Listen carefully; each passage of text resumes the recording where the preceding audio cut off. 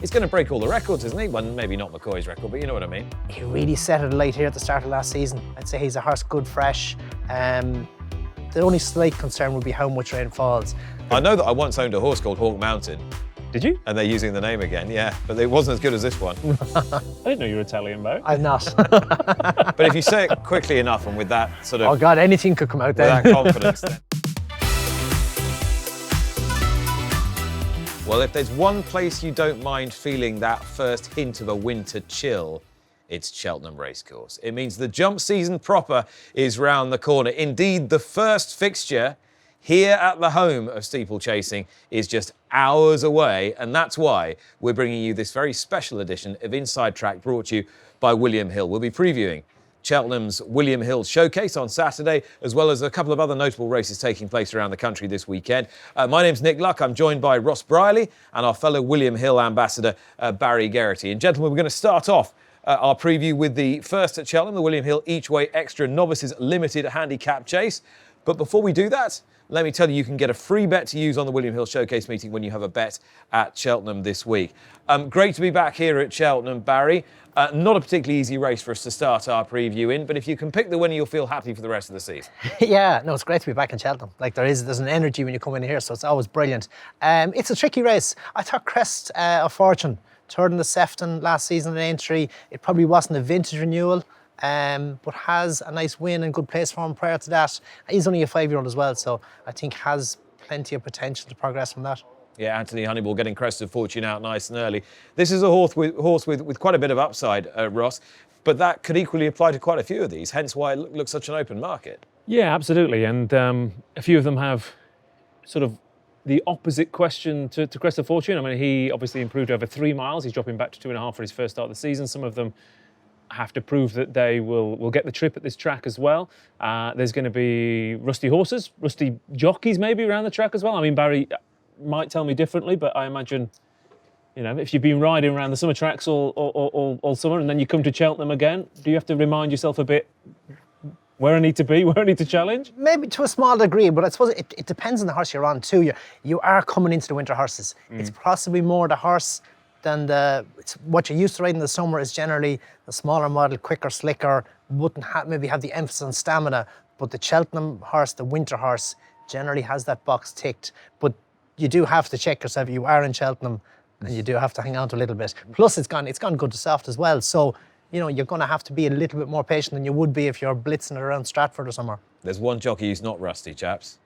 Sean Bowen. Was it 17, 18, 19 winners? It'll be 21 by the time this goes out in the last 2 weeks. Just ridiculous. He's going to break all the records, isn't he? Well, maybe not McCoy's record, but you know what I mean. I mean, it is ridiculous. And again, I mean, he rode a winner yesterday at Worcester. I was saying it on the drive down, actually. And obviously, when he rode 4 winners out of 5 rides at Worcester. But it's not until you watch the replay of Sean Bowen's rides, I think, that you think, oh, he didn't just pull that out of the fire. That was the plan. He waited till they jumped the last to really unleash his effort. Or you could see they'd gone a bit too quickly. And he did. He actually just reined back a little bit at the second last, and he knew he had a little bit more under him. So it's not until you watch the replays that you see the genius of Sean Bowen. And yeah, I can't wait to see him around here because, quite frankly, I think he could ride blindfold around any track at the moment and still bang in the winners. But yeah, it is a tough race to start off with, though. Obviously, inexperienced chasers. Crest of Fortune is interesting. I want to see that Sefton form properly tested because those 3-mile novice hurdles, sometimes that Aintree race can not work out at Grade 1 level. I'm quite interested to see in Inox LN, who is, you know, Russell and Scudamore, bold jumping, front running chaser. First time out at Perth on it, you know, shades of Giovinco over the years as well, and really good time at Perth. Took that race to pieces. Will be ridden prominently, which again I really want to see around here in these early meetings. So yeah, he's the one I'm quietly looking forward to at a slightly bigger price. All right, so we've got Inox Delen at a bigger price, Crest of Fortune, reasonable market leader, just a 5-year-old. I'll give a shout to Right So Tom here, who I thought was a well-handicapped horse all of last year and just wasn't quite finishing his races. Had a breathing operation again, over fences this time. Think he'll find the rhythm of a chase a little bit easier even round here. Yeah, 1 or 2 of the horses just needing a run. The fact they're coming here first time out over fences gives me hope. So I like Right So Tom at a price. Inox Delen, Crest of Fortune, our picks for the opening race, the 110. The 145 is the William Hill's final one standing novice hurdle. Remember, you can get best odds guaranteed on each and every race in the UK and Ireland every day of the week here at William Hill. Just remember to opt in. So, Ross, do you want to take first go at this one? This is one of those races, Nick, that I thought the favourite would be significantly shorter if there weren't just quite a few horses in here. I think Porterfield is priced up because a lot of the horses, they could be anything, but the vast majority of them are inexperienced. The form might not be quite good enough. I feel a lot of them are just having a bit of a sighter. Let's see how good this horse is. And Porterfield has the profile of a horse who's going to win this race. Might not be the best horse by the end of the season, but that's not what we're looking at right now. There's plenty of 3 mile form in the pedigree. In fact, related to Crest of Fortune, who's running in the first race. Point to point win, a good bumper form. Has had lots of experience over hurdles. It's clearly had its issues because it only ran once a penultimate season, only twice last season. But just the type of horse that I think Gordon Elliott sends to these early meetings, uses that experience, bullies them, and I think should be a much shorter price than currently is at the time of recording. Okay, Barry, do you agree? I've question marks about him. He's had a little bit of a checker time of it. We've seen him on and off. I'm not fully convinced.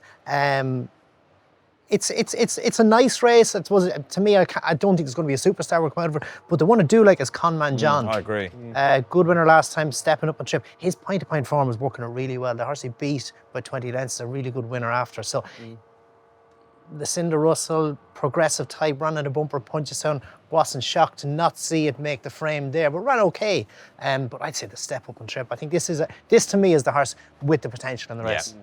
I like Conman John. I like the pedigree. Will improve by Malinas. They just stay all day. Yeah. Bit of soft ground won't be a problem. The bumper at Punchdown was nice. I guess there's so many times I've looked at races like this and thought, that horse could improve. He could improve. There's potential there. Only to find them get beat 5 or 6 lengths first time out by a horse who, like you said, this might be their Gold Cup. It's been rolling all through the summer, and this is the culmination. Yeah, exactly. Fitness you take on trust. Yeah. So it's you have to hope. But the run them 3 mile first time, I'd say he's well tuned.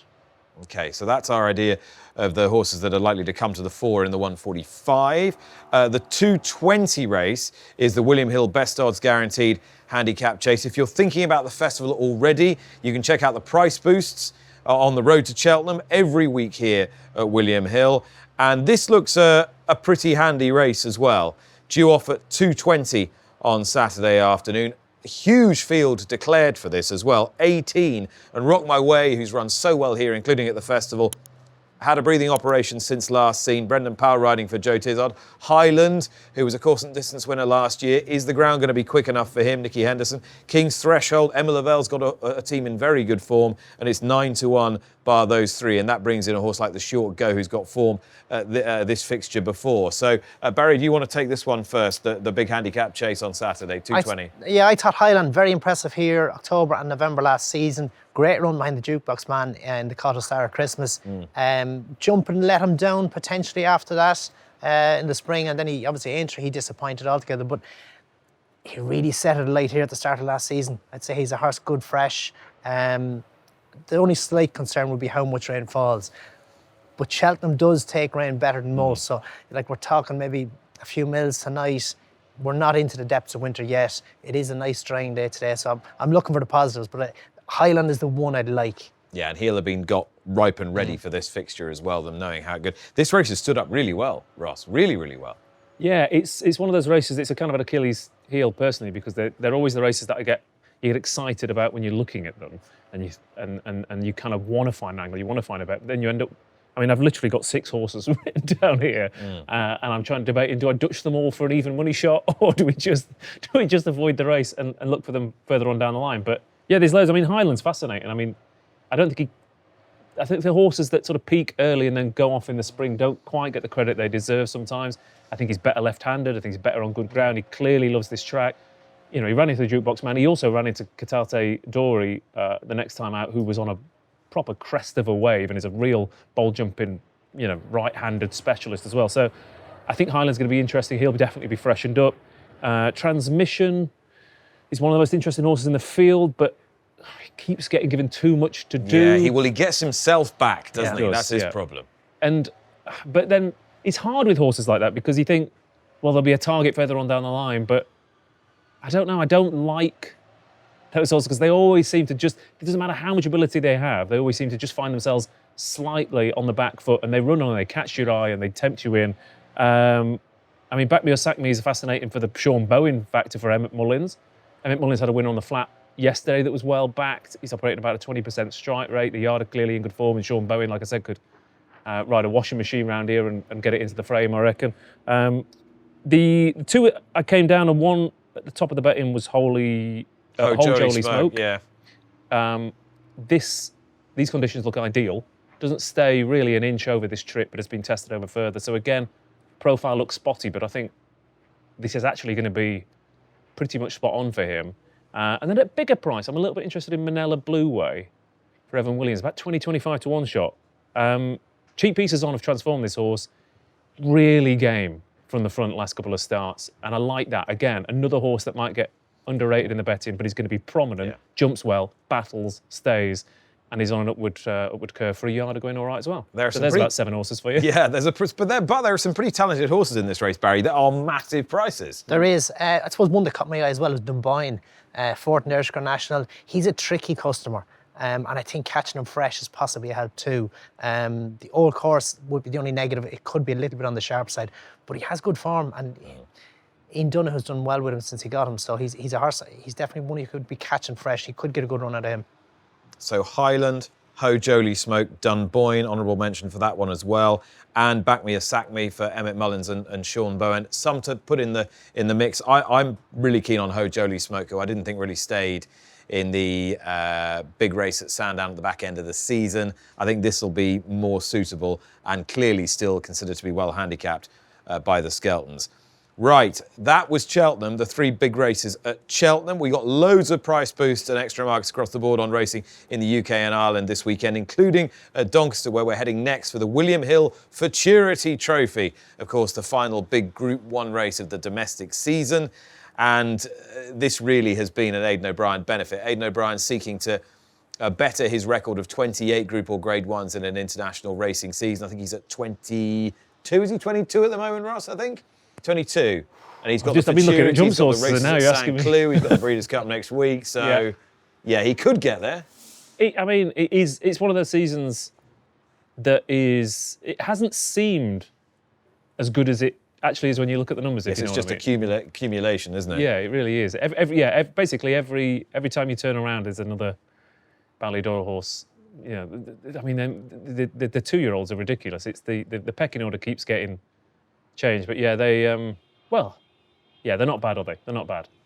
And still, as we record this, Aidan leaving his jockey bookings to the last minute, but Benvenuto Cellini has been declared, Barry, as has Hawk Mountain, for whom all the money has come during the course of this week. Are you with, or are you going to play against the O'Brien pair at the top? I'm with, and I'm with Benvenuto Cellini. Really impressed me in that percent. Just loved the way it quickened from where he was. Like you're splitting hairs. 2 similar type performances. Hawk Mountain, likewise in the Curragh. You know, it looked really progressive. Both horses, you know, horses with lots of potential. But I don't know, just something caught my eye with Benvenuto Cellini. I didn't know you were Italian, Barry. I'm not. But if you say it quickly enough and with that sort of... Oh God, anything could come out there. With that confidence, then it sounds I can do that. I can do that with bonjour. After that, that's as far as it goes. Was that okay? I mean, it was French. Brilliant Italian. Yeah, I know. Yeah, no, that was French. I'm obviously French. Magnificent. I was complimented one time, and I'll tell you one time. I was speaking to people. They didn't realise how good your French was. I'd used one word for the day. He's a polyglot, truly. Yeah. Barry Geraghty. Right, Ross. I'm just going to test you. Who was Benvenuto Cellini then? But he must be a sculptor, mustn't he? Or, well, you've got sculptor, painter, or composer. They're your 3 normally, aren't they? I'm going sculptor, painter, composer in that order. Am I right? Yeah. We've got a polyglot and a polymath. I forgot to look it up, to be fair. I normally look this thing up, but I don't know. Someone could. I know that I once owned a horse called Hawk Mountain. Did you? And they're using the name again, yeah. But it wasn't as good as this one. Who do you like? Probably Hawk Mountain. It's... When you watched that race back last time out, the thing that struck me was how green he was while still dominating, pulling away, learning on the job. The time was pretty good. And I think his pedigree for the conditions is what kind of made me go that way. I mean, Hydrangea his dam won the fillies and mares. She did. She was very good. His half sister Wingspan was second in the fillies and mares last year as well, both in proper soft ground. So I think he will relish the conditions. And I'd be surprised if he's not sent out there and just kind of gallops them into submission. I like... I'm going to have to try and say Benvenuto Cellini. That's the guy, that's the lad. Sculptor, wasn't he? Painter, sculptor. I thought he was gifted that race at Leopardstown a bit last time. I thought everyone kind of sat and watched Christoph on the best horse and thought, yeah, he's on the best horse. And we haven't seen him properly tested yet, which worried me a little bit. That can be the sign of a good horse, though. Yeah, that's true. Yeah, I mean, you've got the question mark. Could he be 10 times better than we've already seen? That is a possibility. Isn't that, it's a bit of a crystal ball as well. You're looking at both horses. If you're focusing on the two, it's potential, and I'm interested in why the Goslings are running Oxygen again. Who ran in the Dewhurst last time? Thought ran kind of okay-ish, up a furlong, softer ground. You get the feeling Got Doncaster form already. Well, that Sandown win was so impressive. Yeah. And I wonder sometimes with horses that win by that far, you're never gonna do that again in this kind of grade. So they then have to go and learn to do something new. Doncaster didn't work out, but the Doncaster race has thrown up 2 Group 1 winners.